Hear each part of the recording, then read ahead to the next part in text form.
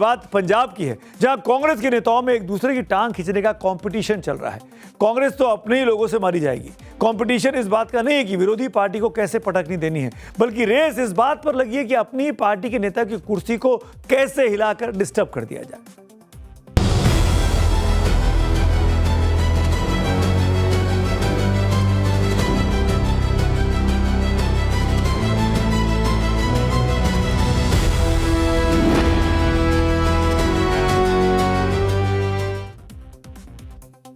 लड़ता पंजाब, उड़ता पंजाब फिल्म आपको याद होगी, लेकिन ये उड़ता नहीं है, तो लड़ता पंजाब है। और पंजाब में भी खास तौर पे कांग्रेस पार्टी के नेता हैं। पंजाब में विधानसभा चुनावों का बिगुल बजने में अभी वक्त बाकी है, लेकिन कांग्रेस के अंदर बगावत का टाइम बम टिक टिक कर रहा है।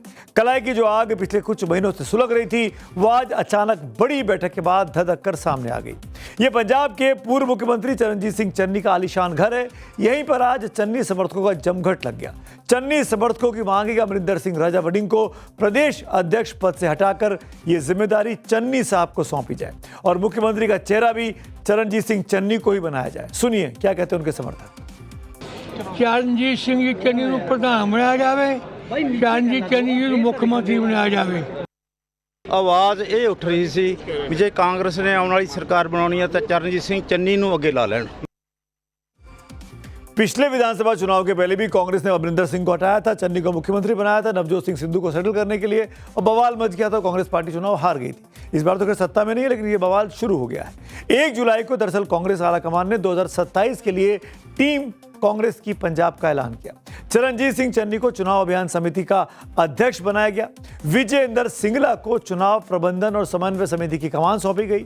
सुखजिंदर सिंह रंधावा को कोर कमेटी का अध्यक्ष नियुक्त कर दिया गया और डॉक्टर अमर सिंह को घोषणा पत्र समिति के अध्यक्ष की जिम्मेदारी दी गई। पिछले कई दिनों से चर्चा थी कि पंजाब कांग्रेस में नेतृत्व परिवर्तन हो सकता है।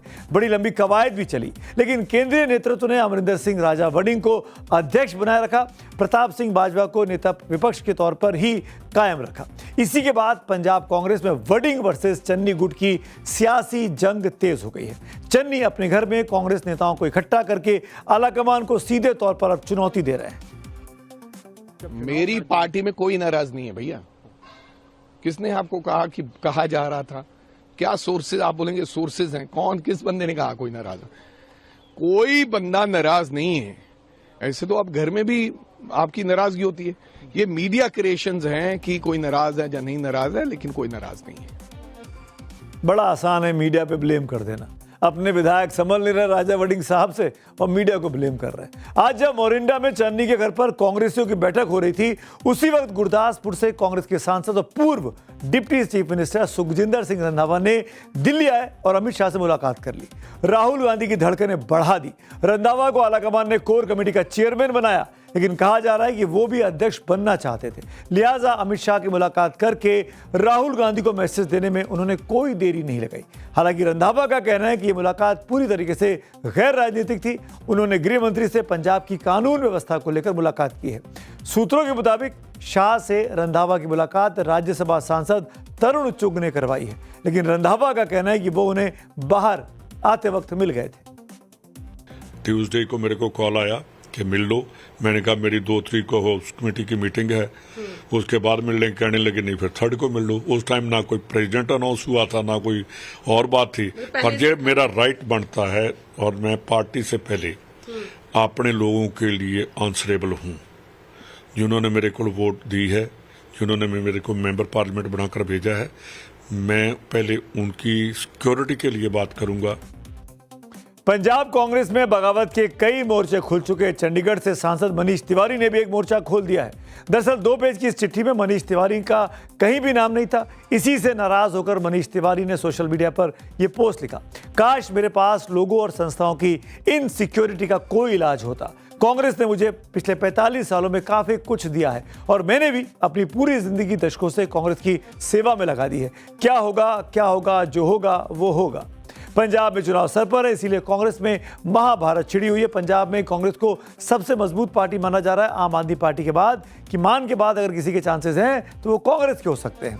वैसे कांग्रेस नेता वहां भी लड़ने से नहीं चूकते जहां पर चुनाव नहीं हो रहे हो। मध्य प्रदेश की बात करता हूं।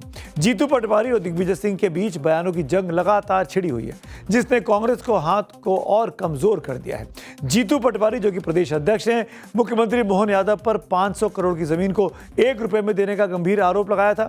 इसके बाद दिग्विजय सिंह बाकायदा एक प्रेस कॉन्फ्रेंस बुलाकर अपने ही अध्यक्ष जीतू पटवारी के आरोपों को तथ्यहीन करार दे चुके हैं।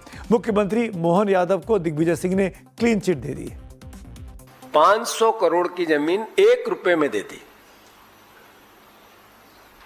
एक ट्रस्ट को। ट्रस्ट में कौन है? ट्रस्टी नंबर 1 एक श्रीराम जी हैं, जो मुख्यमंत्री जी के सांस्कृतिक सलाहकार हैं। इसलिए वो चार्ज सही नहीं है।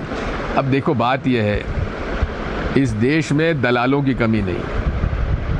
दलाल लोग जो हैं वो लोग अपना झूठे आरोप लगाना और पैसा वसूल करना चलता है।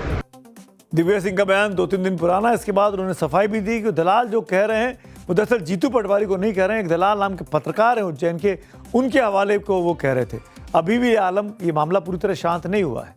कहते कि राजनीति में टाइमिंग ही सब कुछ है। सही समय पर चला गया एक सही दांव किसी भी नेता या पार्टी की किस्मत बदल सकता है, लेकिन सियासी पिच पर खेला गया एक गलत शॉट किसी को भी राजनीति से बाहर दिखा सकता है। इस समय कांग्रेस पार्टी के भीतर जो कुछ भी चल रहा है, चाहे वो पंजाब के चुनाव से ठीक पहले नेताओं की बगावती तेवर हो या फिर मध्य प्रदेश में बिना चुनाव के आपस में बचा घमासान, कांग्रेस एक ऐसे चक्रव्यूह में फंसी हुई है जिससे बाहर निकलने का रास्ता फिलहाल दिल्ली दरबार को नजर नहीं आता दिखाई देता।